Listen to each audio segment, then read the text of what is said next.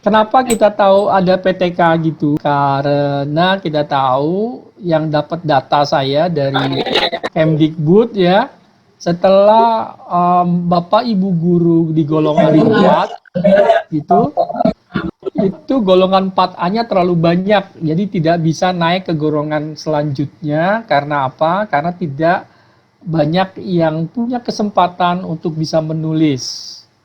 PTK itu apa? PTK adalah penelitian. Kalau di luar, penelitian ini nggak aneh. Karena apa? Setiap tahun mereka, guru-guru harus sudah melakukan apa yang disebut sebagai laporan portofolio. Tujuannya apa? Supaya sebenarnya kita bisa naik pangkat, Ibu Bapak. Karena golongan 4 ke golongan 4B, ke 4B ke 4C, jadi guru utama nantinya itu mau tidak mau harus pakai karya ilmiah. Karya ilmiahnya sih macam-macam ya, tapi salah satunya adalah ini yang paling mudah dilakukan oleh ibu bapak guru. Jadi manfaatnya untuk apa? Kita sendiri, sejawat kita, kalau kita mau sharing bersama, lalu untuk keprofesian kita maupun untuk karir kita gitu. Nah, kenapa kok apa yang menjadi kenapa kok PTK kita pilih ibu bapak? Dikarenakan kita punya data langsung dari sekolah, dari kelas kita. Dan skopnya pun kecil, yaitu kelas kita saja, nggak perlu banyak-banyak. Kelasnya satu aja cukup ya untuk melakukan PTK itu. Tapi satu itu yang representasi dari keadaan kelas, semua kelas yang ada di sekolah kita. Ya, sehingga kita bisa melakukan perubahan langsung. Itu yang paling penting.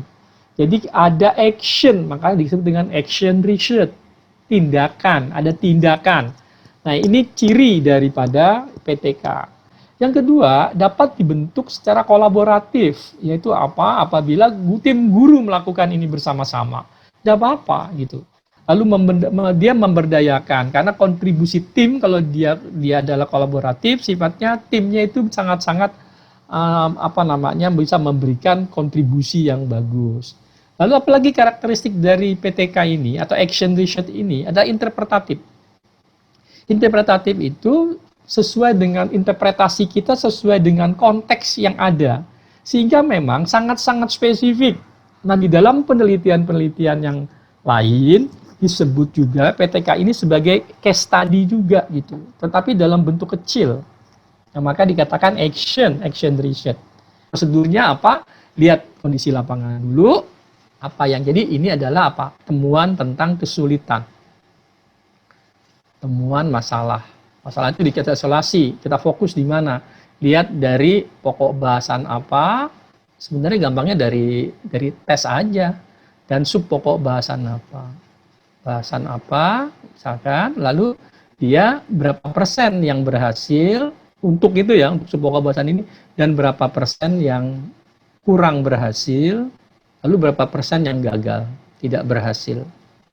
Pasti ada misalkan saja yang berhasilnya ini hanya sekali lagi ya, kurang berhasil, itu ibu bapak artinya apa? Tidak melewati KKM. Ya, jadi ini artinya lebih kecil dari KKM. Baru dikatakan perencanaan siklus 1. Dikasih apa tadi ya? Tindakan pengamatannya kayak apa, refleksinya kayak apa. Setelah itu tahapan usaha ini data awal, kondisi sudah ya, tadi sudah saya ngomongin, jadi membina hubungan kerja segala macam, perencanaan mengenai masalahnya kayak apa, rasakan, amati, ya, itu bentukan fokus masalahnya apa. Menurut saya fokus masalah di sini, misalkan dari pokok bahasan menjadi sub pokok bahasan. Tapi belum tentu ke kognitif loh Bu. Bisa saja ternyata masalahnya anak-anak bukan di situ, suasana belajar yang tidak menyenangkan juga bisa gitu. Tapi jangan terlalu kognitif, itu kan non kognitif ya. Jadi rumuskan masalah secara aspek substansinya kayak apa. Jadi dari pokok bahasan kita bisa ngeliat dari mana nih. Dari ada nomor-nomor soal yang selalu salah, yang siswa selalu gagal atau kebanyakan gagal. Tahap pelaksanaannya, tindakannya, skenario yang kita terapkan. Sama lah, ini yang saya, nah refleksi ini, merenung, mendiskusi. Oh kalau begitu, nah gitu Bu. Ya Bu, merenung, mendiskusikan, hasil diskusikan. Ternyata misalkan setelah dilakukan action, Setelah dilakukan action, ya, dia udah sudah selesai, baca orang lain. Bener nggak? Begini kata temennya. Nah itu yang kata dikatakan bapak ibu pada saat bicara tentang ini, bener nggak ke orang lain, mungkin ke kepala sekolah juga atau wakil kepala sekolah, terus ke guru yang lain, ibu sedang melakukan apa yang dikenal dengan triangulasi. Nanti kita lihat. Triangulasi adalah pengganti validitas di dalam proses penelitian kuantitatif. Kalau ini kan kualitatif. Ya, lalu mengolah lafzikan data, biasa ambil langkah-langkah perbaikan untuk siklus berikutnya. Jadi ada data primer, semua yang terjadi dalam kelas berhubungan dengan masalah teliti, jangan lupa ini. Yang kedua, instrumen utama adalah peneliti sendiri. Artinya apa? Si peneliti, researcher sebagai instrumen. Ya, instrumen utama. Siapa? Peneliti. Karena dia yang melakukan observe atau pengamatan. Ya, jadi dengan teknik apa? Mills mengatakannya coba pakai 3E. Yang pertama experiencing, catatan, ada portfolio, ada jurnal, ada checklist. Checklist yang paling enak checklist, contreng gitu. Setiap kali ada pernyataan, oh ini ada contreng, oh ini ada contreng. Lalu yang kedua examining, apa? Pemeriksaan dokumen. Ya, dokumen diperiksa. Kenapa? Contohnya adalah dokumen-dokumen tentang tadi ulangan harian, ya, lalu ada contohnya setengah semester lah di penilaian tengah semester yang sekarang ini gitu sedang dilakukan kan, kita di sini aja ketemu nih nanti. Lalu inquiring, apa? Perekaman, jadi merekam dengan video yang saya katakan tadi. Lalu ada angket, ada nggak? Ada wawancara nggak? Ada nggak? Wawancara boleh bu, wawancara gini. Pada saat kita ngeliat kok anak ini kok nggak berubah-ubah ya, kenapa ya? Dan buat ini kan, misalkan tadi sudah dari anak yang bisa mengerjakan cuma 30%, lalu setelah dua siklus ternyata tetap anak ini tidak bisa mengerjakan, walaupun sudah terjadi perubahan menjadi 50% misalkan saja. Tapi ada beberapa anak yang tidak dapat berubah, maka lakukan wawancara kepada anak itu. Apa sih kesulitan belajar sesungguhnya? Tanya. Itu action research. Cirinya adalah apa? Melakukan apa yang wawancara. Karena wawancara itu adalah ciri khas dari riset kualitatif. Triangulasi, yang ini yang saya katakan tadi, triangulasi tadi. Tanya sama bu, bener nggak sih kelas itu tuh begini ibu, pak? Gitu. Oh bener juga ya, jadi temuan saya juga seperti cocok ya. Nah itu triangulasi. Jadi triangulasi ini sebenarnya untuk memvalidasi data. Validasi data itu apa maksudnya? Validasi data. Data itu akan sesuai sesuai dengan tujuannya. Tujuan apa action dilakukan? Sesuai dengan tujuan aksi. Keabsahan data, validitas data. Ada mengatakannya ini ruwet nih sebenarnya. Data credibility melalui apa? Pemeriksaan sejawat peer debriefing.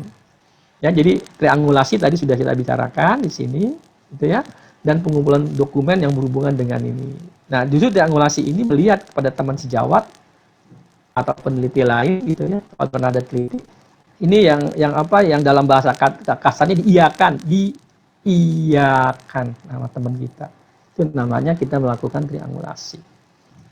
Lalu yang kedua adalah transferability, melakukan apa? Contexting, penggambaran konteks.